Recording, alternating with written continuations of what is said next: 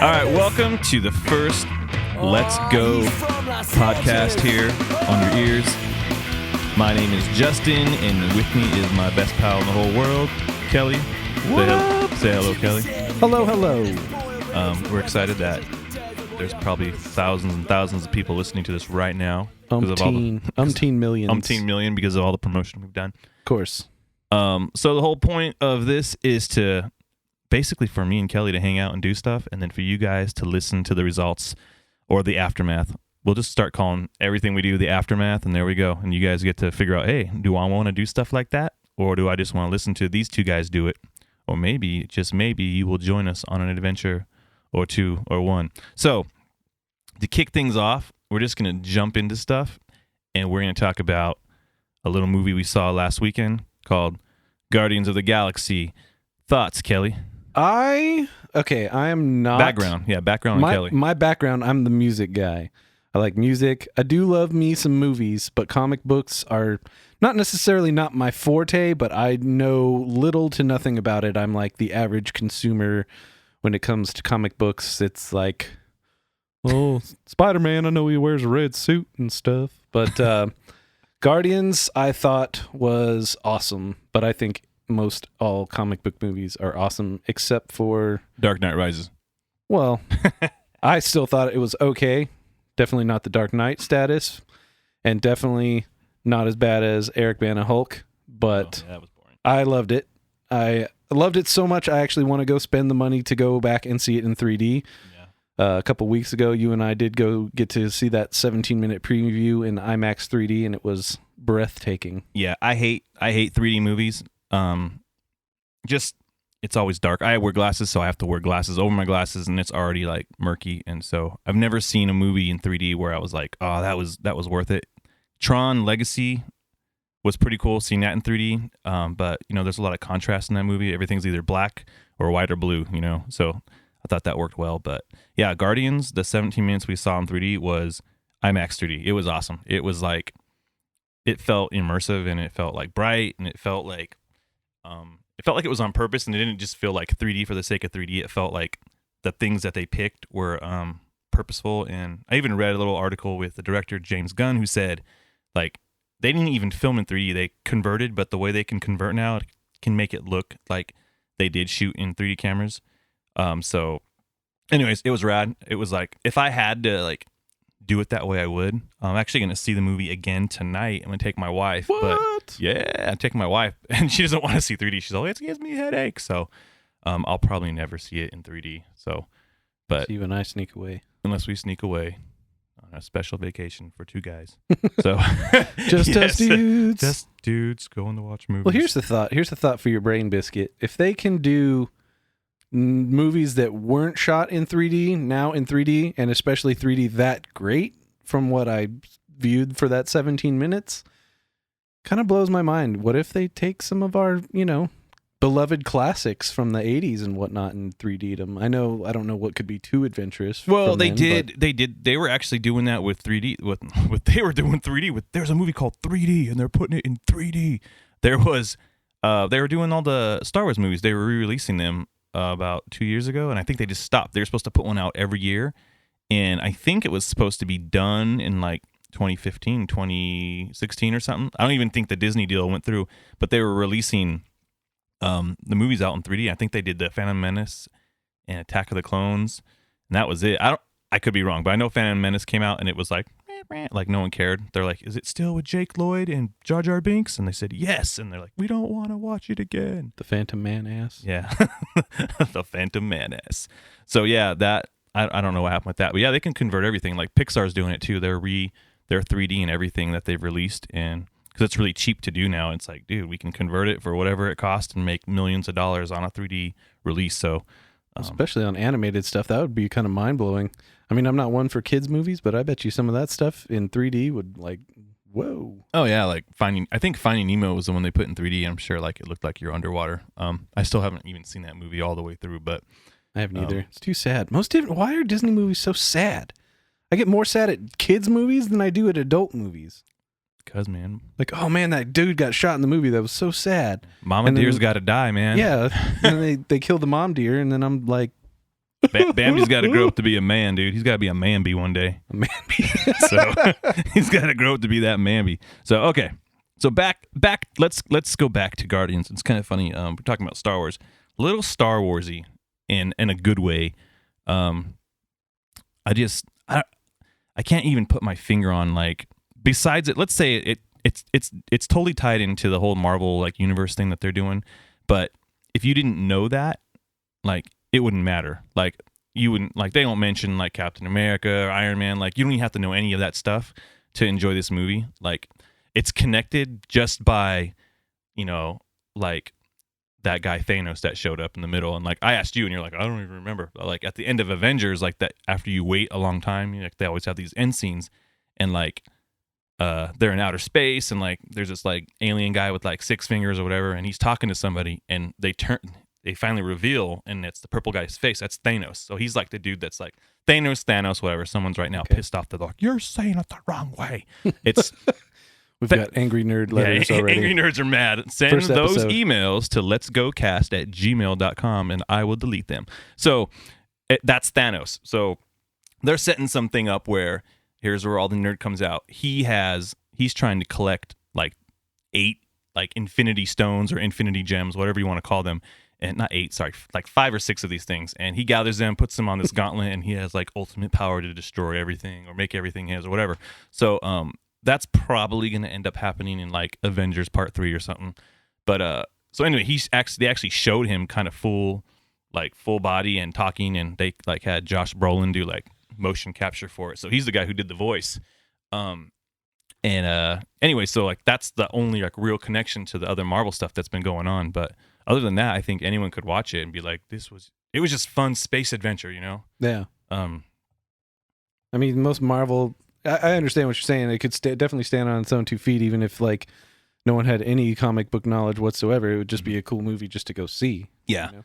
It was really fun. Like if I had to make a list of like, not like my top favorite movies, because like that's hard for me to do. Like my top favorite movies, because everyone assumes, oh, your favorite movie's like Batman, and my top favorite movie isn't Batman.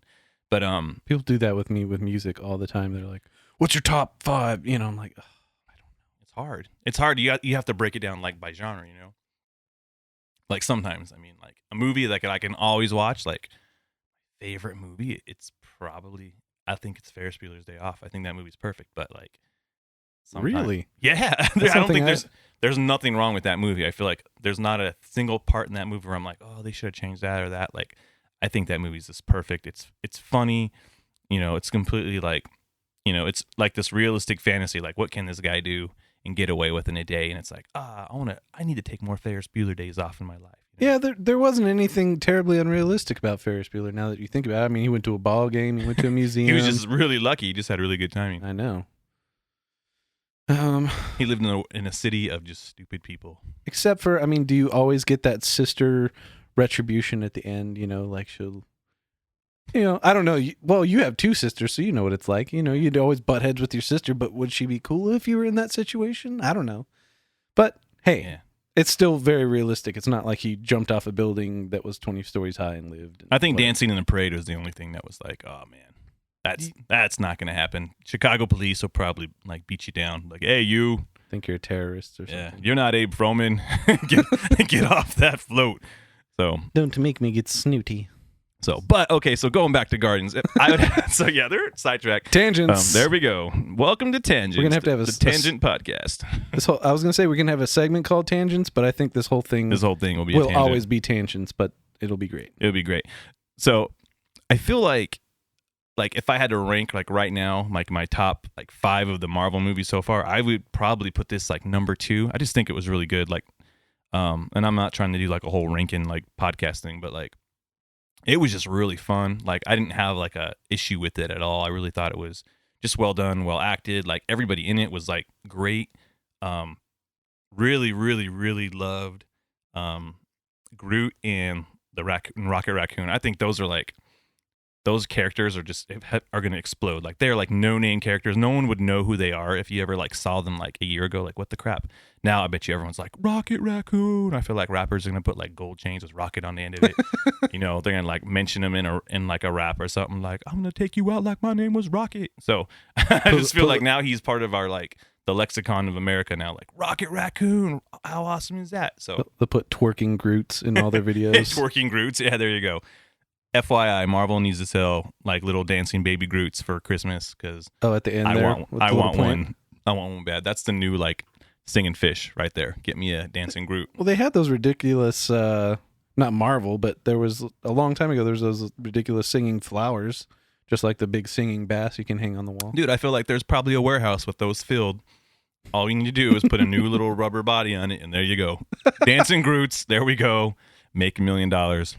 You know. 10% right here. Yeah. My take on the movie, I mean, I enjoyed every aspect of it. It was actually really funny. And it's a rarity I catch myself laughing out loud in movies, and that was pretty funny.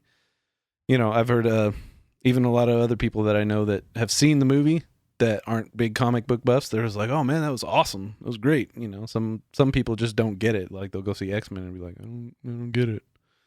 And I will shamedly admit when we went to go see X-Men a couple weeks, well, I don't know, like, what was that, a month ago? It was like 2 months, like May. Yeah. Okay. A couple, 3 months, 4 months ago. It was late and I started falling asleep. Yeah. I'm kind of indifferent on the whole X-Men movies. I like X-Men. I'm not like a X-Men expert. I'm not a X-Bert. If you put X in front of anything, like there was lawyers from like Fox that will come down and get you. They're like, you can't say the word X. Are they going to sue DMX now? DMX. He can't say X DMX, and give it to you? DMX is X. He's actually a mutant. His mutant power is dog fighting. I think that's what he can do. So, oh, come on. So, yeah, I don't know. X-Men was good. But I really, there was a little part of me that was like, just bomb. So like I would like for like, so I don't know if you know, but like Marvel doesn't own the rights to do X-Men movies. They sold that to Fox in the 90s. So like Fox gets to do, you know, all the X-Men movies. They can't even say the word like mutant in like the Avengers. There's 2 characters in that movie that are actually like so much information coming here for you. Listen up.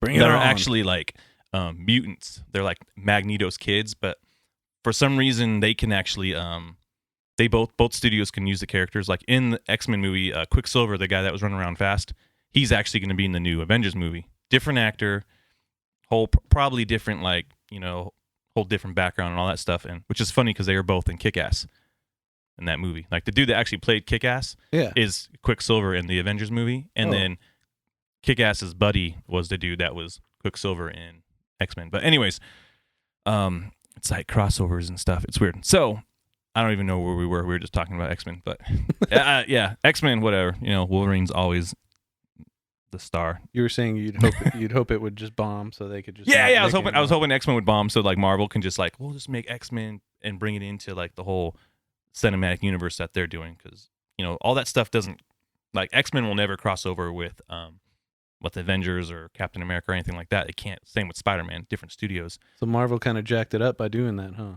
Well, they were bankrupt, so they in the 90s they sold rights to everything. Like Sony literally, I think, owns Spider-Man, like some of the like rights to Spider-Man.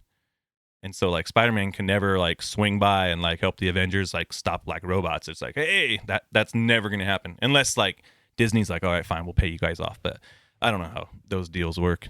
In my head, I'm like, just freaking buy it back, like spend $4 million, like, because I don't think Sony knows how to manage the whole Spider-Man thing anyways. Because last Spider-Man movie I thought was just a big cluster of crap, dude. There was parts that was great, and then there was parts that were like, it felt disjointed. It didn't feel like it was thought out. It was like, hey, let's put a Spider-Man movie out, and it was just bad. But I always get kind of irritated when I liked the Spider-Man movie, the new Spider-Man, but I get irritated when they bring in 2 villains at 2 way different times. Mm-hmm. Like whatever the Rhino or whatever Paul Giamatti was, like, why even have that? Well, you know what? I didn't mind that part, because to me, like, not every villain has to have a backstory. You don't have to know like their whole like journey. Like to me, that was like, hey, random bad guy, Spider-Man's gonna fight him. Like he's doing his Spider-Man stuff. I actually didn't mind that part of it. The part I don't like is when they try to rush like another spot, like the Green Goblin part of that movie. I was like, why does he have to be bad right now? Let him. The cool part of the first like things that Sam Raimi did was, he had a relationship with Harry Osborn. They were like friends. There was this journey, like in like the comics, they were friends for a long time, and then his dad was the Green Goblin, and then he became the Green Goblin, and then the Hobgoblin, and all this other stuff. Like there was history there. Like they tried to force it into like, hey, I haven't seen you for 10 years. Now you're my best buddy. Next week you're the Green Goblin. Now we're fighting. Killed my girlfriend. Sucks. Like they just kind of rushed. They just not what's left for the whole Spider-Man story. Like it would have been cool if they like would have kept it going, but maybe it'll bomb and then Marvel will reboot it again, but like under their umbrella. That would be the best thing, is just like bring it home. It's like bring it home so they can do it right. But, tangents. So Guardians of the Galaxy. If you haven't turned off this podcast by now, we're getting back into the Guardians of the Galaxy. One of the things I really liked was, especially like us, like it was really like a movie about people who grew up kind of in the 80s. Like the Peter Quill, the character, like the main guy is Star-Lord. Like, who? Like Star-Lord? He was obviously like a kid of the 80s. Lot of references. I love that his spaceship's called the Milano. He named it after Alyssa Milano. I thought that was funny. Like, I didn't catch that. Yeah, he named it see, in my head, I'm like, oh, of course he named it after. I could be wrong, but I'm thinking he named it Milano. Who else would he name it after? Like, not the Pepperidge Farm cookies, I love chocolate covered cookies. Well, there was that pizza place down the street in that shopping center called Milano's, and that was like my jam during the 80s. That place was great, and then they closed down. And Alyssa Milano never worked there. I'm sure Star-Lord didn't live in Riverside. But he named his shit Milano. So like I loved all that stuff, just connecting to it. I was like, oh, that was cool. And like just the little references that he brought out, like I loved when he talked about like one of the greatest heroes ever was Kevin Bacon, and he mentioned like Footloose, and he's talking about it to Gamora, the character that Zoe Saldana she played. He was like, they lived in a city where people had sticks up their butts, and she was like, oh, why did they put sticks up their butts, or something like that. I just loved all of that. I think that was fun. It was just a really fun movie. I'm actually really excited to see it again, to kind of like pick up things I didn't catch that first time. But would you say family accessible? I was thinking, because I have a 5-year-old, and I wanted to take him, but I don't know if he could see it. Like, it just depends on what you want to bring your kid to. Like, there's some stuff would probably go over his head, but I probably wouldn't bring my 5-year-old to see it. Maybe if he was like 7, just because Rocket's a little like, he's a space traveling man, and he's kind of like he's salty. He's like a pirate. He's a salty space pirate. The space trucker. So, use discretion, but like, I probably won't take my kid to see it. But it is marketed. It's Disney, but it's, every parent the way you want to parent. But I probably wouldn't take my kid. My kid saw the Avengers when he was 3, and he loved that. But and I felt like, oh man, I don't know if I should have brought him, but he was just like, Hulk was awesome, rah. So, as kids start to, intake more as they get older, they start hearing everything. So, I have to, like, maybe when it comes out on Blu-ray, I'll buy it, and you can always skip through stuff. And my kid always wants to watch Dark Knight, and I'm like, nope, you can't watch Dark Knight. And he's just like, is it scary? I'm like, it's not scary. It's too much for you. So his Batman on, that he's seen cartoon. He's seen the cartoon. He's seen Adam West Batman, and he's seen, Arnold Schwarzenegger, George Clooney Batman. So that's what he gets. Yeah. Did he see Michael Keaton Batman yet? He's seen Michael Keaton Batman. He hasn't seen the one with Penguin, but he did see the one with Joker, and a little dark for him. But he was just like, "Oh, Dad, there's Batman." Like, just kind of watching it, like wide-eyed, like he just thought it was so real. Like, Dad, is that the real Batman? And like, So I tell him, yeah, that's the real Batman. Like he always asks, Dad, is Batman real? And I'm like, either I'm a bad father or I'm a great father. So I like to say I'm a great father. And he says, so I tell him, yeah, but he doesn't live around here, so you probably won't see him. He's like, okay. So, but I think he plays along. I think it's like, okay, he's real. Like he thinks Ninja Turtles actually are like, they're real. And every time we walk by like a manhole, like, hey, Dad, that's where the Ninja Turtles are. I'm like, yep. I'm hoping he doesn't climb down to try to figure it out, but I don't think he can pull a manhole cover up. It's like, so like, hey, no, they're only in New York, man. Superheroes only exist in New York. Like California, there's no superheroes. So. We don't need any. We don't need no superheroes out here. Especially in here, in Riverside, which, by the way, I'm going to bring this up. It's been a published article in Forbes as of yesterday. Riverside, California is the 8th coolest city in the United States. Next to what? I don't know, but what's 9? What's cooler than Riverside? I really don't know, but we beat out some like New York and Boston and random things.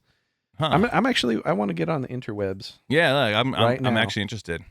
So a lot of you are wondering like, what the heck is Riverside? Well, it's a city about 50 miles outside of Los Angeles for like reference. And there's really no river out here, but I guess there used to be. It's really dry. In the 40s, a lot of Hollywood people would come out here and retreat for the weekend on their way to Palm Springs. And other than that, that's really all there is for the history. You're 30 minutes from the mountains, 30 minutes from the beach, 50 minutes depending on traffic from Los Angeles, and it's hot. Yeah, I mean, I understand a lot of people, whatever, you're from the IE or bro, whatever. If you don't know what any of that stuff is, if you're from California, you'll understand. But you know what? Riverside is greasy and grimy and dirty as it is. It's always home, and it's not in a bad location. Like you said, you're an hour drive from most things. You're, from San Diego, from the beach, from the mountains, from Disneyland, from Los Angeles. You're it's pretty centrally located. And if you want to drive another hour out into hell, then you'll end up in the desert. But yeah. Either way, stay away from the desert. There's nothing good out there. Nothing. Just sandwiches and not sandwiches. Sandwiches are delicious. We are very pro sandwich, but sandwiches. Sandwiches and methamphetamine. Yeah, meth. Literally, like, actually, true story. While you're looking this up, true story. Breaking Bad was actually supposed to be set in like Inland Empire area. It totally should have been. That was supposed to be. That would have made my millennium. I don't know why they couldn't do it, but it would have made more sense. If the filming capital of the world is Los Angeles, you're okay. We got to drive an hour to get on the set. Whoop-de-doo. Yeah. Instead, you pick New Mexico. What the heck? Yeah, I don't know. So tax breaks. But man, I wish that where I was from was known as the meth. Meth capital. We kind of already are though. We're close to Menifee or whatever. But not a selling point. Yeah. Not a selling point. Not a selling point. Sorry. We're still number 8 on the coolest cities list. Yeah. So number 1 apparently is Washington D.C., which, I mean, I guess other than isn't Washington D.C. the murder capital of the world? Like I hear like I would say like, Detroit. I heard that D.C. was murder capital. Well, that'll have to be the second survey I'll look up. So we got cities you can be murdered in. We got DC as number 1. Right. Seattle. Why? Well, but first off, why? What's DC? What makes it cool other than like I don't know. They don't lawyers. Do too many. They have these like little indices on here. Arts and Culture Index is 99. Huh. So apparently they're very arty and culture. But I feel like House of Cards makes me feel like DC is just about pushing people into subways and stuff like that. Well, it's possible. Recreation Index, which I guess there means there's lots of bikes to ride and paths to run and things, is 93. Diversity is 70.34, which I can totally understand. Local eats, 68.9. Population age 20 through 34, they have 29.8%. That is crap because all the old dudes in Congress are like 60. Well, yeah, but there's some younger guys coming in, I guess. We need to we need to spice up the politics here. Bring us there. Send Justin Kelly to Washington D.C. There you go. We will actually check this list off and see how cool it is. I'll end up just wanting to slap everybody and I'll end up being in jail in like 2 hours. Let's go to jail. Let's go to jail podcast. Go to jail. So 2000 to 2013 net migration 3.9%. That's weird. What's net? Oh, I don't know what a net migration like is. internet People migration? coming in? I don't know. Anyways, let's move along. We don't get too caught up on DC. It's not that cool. It's number one. I mean, if you're into history and Who stuff. wants to be number one though? Yeah, not me. I'm a B guy. I'll be B plus. You know, good job, but not exceptional. Yeah. Anyways, number 2 is Seattle, which I could see. I've been to Seattle. It's pretty cool, pretty hip. I've never been. I'd like to go to Seattle. It's pretty awesome. I mean, there's lots of good eats, lots of good things to do. Obviously, lots of shows to see. They still have a good, decent music scene, and obviously, coffee up there is delicious. I would love to go see Nirvana in Seattle. Wait, what? No. You just dated yourself. I know. Number 3, Austin, Texas, which I can also understand. Austin, I have been there You've as been well. there. And it's quite awesome. Lots of, like I said, see, it says local eats 73.9%. That's pretty good. Those aren't Del Tacos, people. No, Those we're are, not talking Jack in the Box. We're That's- talking like mom and pop barbecue stops and things like that. That's pretty awesome. For Houston, Texas, which they probably gained a lot on the food side of things. Texas is so big. It has Wow. 2 of the top cool. Here's cities. surprising. Houston has more arts and culture index than Austin. Huh. Which South by Southwest is in Austin. If anyone doesn't know what South by Southwest is, it's an awesome music festival in Austin, Texas every year around March-ish. And if you ever want to just spend a week that's like Mardi Gras, but for your ears, go there. Do Yeah, that. It's funny how like Texas, like when you think of Texas, like you think of like I think of cactuses and cowboy hats and like and that's about it. But it actually has a really cool scene like developing out there And all of California's jobs. in all of California's jobs. Hint, hint, hint. Get it together, California. GIT. GITC. Get it together, California. I was like, get. We're going to have to start. You're like, get it together. Get, Oh, okay. Get it together. We're going to have to start hashtagging everything GITC. Get it together, California. Or KITC. Keep it together. Number 5, San Francisco, which another place I've been. Awesome. Good. Another place I have Whoa. not been. They are off the charts in arts and culture index. 98. Wow. That's pretty gnarly. That's pretty good. That's pretty awesome. Man. Whoa. It's kind of expected. Like when you think San Francisco, you think, I would say like, artsy fartsy. yeah, culture. like I would put, Seattle and like Portland and like That's- San Francisco in there. It's pretty impressive that a city of only 7 square miles in Yeah. San Francisco can make it to number 5 on the coolest cities in 2014. Local eats 92.2%. That's some good eats. I want to know what these eats are that are so delicious. I know. San Diego is number 6. Yeah, San Diego's great. I've been there. I've been there. I've been to San Diego. Denver, Colorado, another place that I've been to. It's pretty awesome. I've only been in the airport. The creepy airport. Have you seen the creepy mural in the airport? I don't remember. I just remember conveyor belts everywhere. Okay. Well, if you ever go back, there's a very, very creepy mural. Supposedly it's like there's some conspiracy theory documentary on it, whatever. Either way, it's weird. This mural kills people. No, but it's really weird. It is kind of a creepy mural if you really take a look at it, but I'll show it to you some other time. Number 7 is Denver. So number 8 is Riverside. That's what And there's a picture of Mount Rubidoux. there. Yeah, there's a lady walking dogs. Though During- if you want to walk up a mountain that's not really a mountain, come to Riverside. Okay, so what's so great about We home? have a 88 arts and cultural index. Yes, if you've ever been to like the first Thursday of every month, they have the downtown Riverside Art Walk, which has exploded. It's great. I mean, street art, all the galleries that open up downtown. There's really cool stuff to see. There is actually a lot of cool stuff going on downtown. If you've been downtown on those nights, it's almost impossible to move around. It kind of just blew up in the last, I would say, last 3 years. You used to be able to just kind of walk and cruise, and now it's like, it's a big deal. It's really cool. I mean, I like seeing the kids out there. They have like their iPhones. They have a little square reader on there, and they're selling artwork. Slanging the art. Slinging art. So, what was our rating on that? Was it a 70? Word to the wise on when I'm talking about slinging art as well.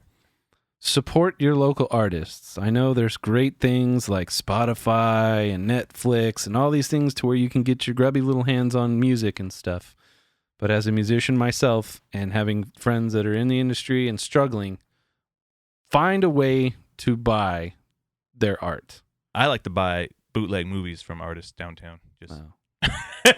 Well, I mean, if it's the kids. if it's their movie, then that's cool. But like, hey, man, you got Amazing Spider-Man 2? Because I didn't like it that much, but I'll buy a bootleg. What if he was like, "Nah, man, but I got Jimmy's Spider-Man, which I made in my backyard for $5. Would you buy that?" Spider-Man. Jimmy Spider-Man. Yo, I'm Jimmy Spider-Man. All right, what's up? What else was great about us? Our recreation index of 93. There's a lot of parks. Yeah, they're definitely building more parks. Rubido's pretty awesome to hike and walk up and, survey the land and see the city. Somebody got an email. I heard it. Uh-oh. We're supposed to mute those things. Anyways, but I don't know. To me, in the last 2 months, it has been too ridiculously hot to do anything recreation-wise unless you're indoors. Yeah. I guess we got like rock climbing gyms and stuff, but I mean... Everyone has rock. I wish there would be a detailed list. Like, this is... Because I'm trying to think like, I would like to go do something. Yeah, I really want to know how these indices are tabulated. Diversity index 77.27, which I can definitely... Is that people or is that like... I think it's just like more so a percentage. I don't know why it just doesn't say 77%, but it just says 77.27, which would it's definitely a rainbow out here. Yeah. It's funny. I saw. I don't know where I saw the list. I don't know what it was, and I think someone posted it actually on Facebook or something. But Riverside was also like, I think it was either like it was in the top 5 of like best looking people in like the world or something like that. I don't know. I'm like, well, I live here, so we are incredibly good looking. just handsome all over the place. Local eats 72.2. This is something I'm a little perplexed about. People love Alberto's. We do, but I mean, would you consider that local? Because it's all over. I mean, it's in Los Angeles, Orange County. But didn't it come out from here? I don't know. No, I thought it was San Diego. I don't know. I'm pretty sure. Burritos all come from San Diego. Yeah, because it's so close to Mexico. And it's tasty. And it is tasty. I think there's actually good local restaurants. I think there are. Anytime you're from a place, I think you just don't see it. So maybe that's it. That's true. I see it. I think there's actually a lot of cool little spots to hit up. But I wish there was like kind of an exhaustive list to see. But a word to the wise. Here's a word to the younger listeners. Video games and computers are not everything. So get out and see your city. Support local businesses. Walk up a mountain. Go hang out at a local coffee shop, not chains that shall not be named, that I ashamedly go to as well. But support your local business, support your local artists. I will drive that fact home. I'm going to round out the top 10. 9 is Boston. I'm in Boston. And 10 is Dallas. Dang, Texas, Texas is killing it. New York was at 11. New York wasn't even in the top 10? No, so New York Riverside, California has more culture and better food than New York. Find that hard to believe, but... No, they were better on local eats. Oh, okay. And their arts and culture index is 100. How did we end up... This is so weird. It based upon like mileage or something? I don't know. Like, hey, how much good stuff is in a square area? I don't know. They got like gnarly, like 100. New York got 100% on arts and culture and 100% on recreation and 89% on local eats. So I'm really at a loss. No idea. Who knows? Hey, man, we had Wayne Brady here a couple weeks ago telling jokes. No way. There's arts and culture right there. Wayne Brady, bitch. So, sorry, I always get flashback to that Chappelle show. But anyways, I just thought that was a cool little nugget for Riverside. I think we needed a little boost because I think we were so used to being cut down here. So you got to represent the home team sometimes. For a while, New York can take a hike because we're cooler by 3 cities. By 3 cities, we beat out New York. So we don't have a sports team. We don't have Man, we don't. roller We don't have- coasters. Remember what we used to have the Riverside Red Wave. Remember the minor league team we used to have over there by UCR? That sounds familiar, but Oh, it was awesome. I remember going as I still have an autographed baseball from a bunch of minor league baseball players in my other room. Not to say that any of them went on to do anything, but hey, that's pretty cool. but okay. So going back to that point, that's kind of fun. So that's one of the things that we want to do is go to these places and kind of share them, and not just Riverside, but we happen to be lucky that we are in an area of SoCal, of Southern California, where we can hit up a lot of different spots, and so we will be visiting different places, restaurants, amusement places, just things to do, and kind of give our report and our thought on them. And that's the whole point, is just go do stuff. Instead of just sitting there doing nothing, how about getting up doing something? Right. Here's my impression of people watching TV.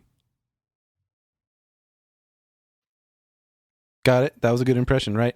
And here's an impression of people going, "Hey, let's go to this restaurant. Hey, Justin, let's go grab a beer somewhere. Let's go do something. I'm tired of sitting here. Let's go to San Diego and get burritos." Right? I'd be down for that. See, that's what this podcast is meant to inspire. People to get out and enjoy life. And do stuff. Like watch Guardians of the Galaxy. Yeah. Like right now, I'm hoping that people are listening to this while they're jogging or riding a bike or mowing the yard or doing something, and actually not just sitting by leaving work, huddled by a radio or whatever. However, if we can keep you entertained on a gruesome commute, which is the one thing that bums me out about Southern California, is commutes. Yeah. But either way, hop on the 91. Take a trip on the 91. You'll just get there 2 hours later than you planned on it. Yeah, we are like about, let's say, 50 miles from LA, but depending on the time, it could take you, 55 minutes or 3 hours. So just FYI, there is that, and it's the 4-hour mile. So, yeah. Okay. Maybe to just kind of, I don't know, wrap this part up. Again, really, really love this movie. I thought it was funny. I think I'm wondering how it's going to do in its second week, going up against, Michael Bay produced Ninja Turtles, and, hopefully, they already announced a sequel to this before it even came out. So that's kind of like, the studio was like, hey, it's got a good word of mouth. It has a fun soundtrack. I listened to it yesterday. It does. Makes me want to dance. Kind of like some of the older Tarantino flicks. I know there's a couple repeats on there from Reservoir Dogs or whatever. Yeah, there is. Which, I'm totally into. Yeah. And I think the music in the movie was a character of itself. It wasn't just random, like, oh, let's put this hit in and sell a single. It was everything, kind of, there was purpose to it. Like, spoiler alert, but the mom makes him this tape and he listens to it, and it's cool that that's what he has. He has a tape. Like, some people may not have ever played music on a tape before, but he even has like a tape deck installed in his spaceship, which I think is really cool. But that's a character of the movie. Like, every song it means something to this guy. His mom made him this mixtape. It was called Awesome Mix, like #1, and that. It's just telling of the whole thing. Again, it's not just thrown in there like, oh, here's a great song. Let's put,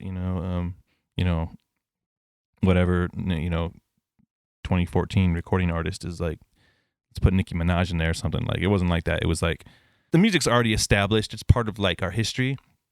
And I think it just says something about, the whole movie, and it kind of brings out that emotion. And you kind of connect like with the guy, Peter Quill, from what happened to him as a kid, and in his whole like journey and with his friends, and it was great. And then one of the things that I thought was great was the character Drax, he's a wrestler, the guy who plays him, Batista. He did a great job, because the character is the personality is kind of, I think it fits. He's very monotone. Basically, he doesn't understand like metaphors or jokes or stuff like that, and he played it very well. Like, I don't know, I just thought that was funny. So I'm looking forward to seeing it again, just to see the stuff that I may have missed, or just to laugh again.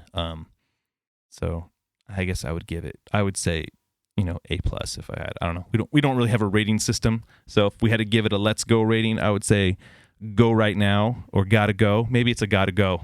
Yeah. Yeah. So you can don't go, gotta go. Let's go right now.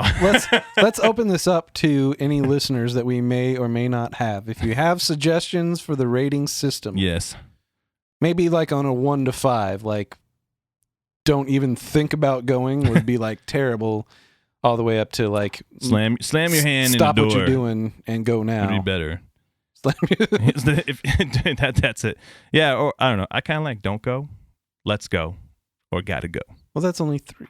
That's only 3 options. That doesn't give you a little gray area. You need a gray area. You got to do like a 1 to 5 at least. A 1 to 5. A 1 to 3 is kind of like okay, that's like gotta go to the breaking bathroom. it up into 33%. So you either get a D or an A. Okay, there you go. Fair enough. So okay. if you do 100%, you got like they're in the AB range or like CD range. There's like one. It's like a what? Question mark. Right.